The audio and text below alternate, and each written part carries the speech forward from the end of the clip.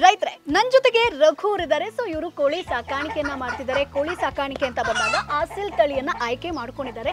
ಅದರಲ್ಲೂ ಕೂಡ ಒಂದು ಇಂಟ್ರೆಸ್ಟಿಂಗ್ ವಿಚಾರ ಇದೆ. ಸೊ ಶೆಡ್ಗೋಸ್ಕರ ಅವರು ಈ ರೀತಿಯಾದಂತ ಒಂದು ಟ್ರಿಕ್ ಅನ್ನ ಫಾಲೋ ಮಾಡಿದ್ದಾರೆ. ಸೊ ಅಣ್ಣ ಇದೀಗ with investment without investment without investment. Okay, ಹೆಂಗ್ ಮಾಡಿದ್ರಿ? ಏನಿದೆ, ಏನ್ ಮರ ಯಾವ್ದು? ಮೇಡಮ್ ನಮ್ದು ನೀರ್ಗಿರಿ ತೋಟ ಇದೆ. ತೋಟದಲ್ಲಿ ಕಡ್ಡಿ ತಗೊಂಡ್ಬಂದು ಒಂದು 25-30 ಕಡ್ಡಿನ ಜೋಡಿಸಿ ಜೋಡಣೆ ಮಾಡಿಸಿ ಈ ತರ ರೆಡಿ ಮಾಡಿರೋದು. 22 ಅಡಿ ಇದೆ, ಈ ಕಡೆ 5 ಅಡಿ ಬರುತ್ತೆ ಮೇಡಮ್. ಇದರಲ್ಲಿ ಒಂದು 400-500 ಕೋಳಿ ತುಂಬಬಹುದು ಮೇಡಮ್. ಇದರಲ್ಲಿ ಮೇಲ್ಗಡೆ ಸೀಟ್ ಇರೋದ್ರಿಂದ ಇದು ಮಳೆ ಬಂದ್ರು ಏನೂ ಆಗಲ್ಲ.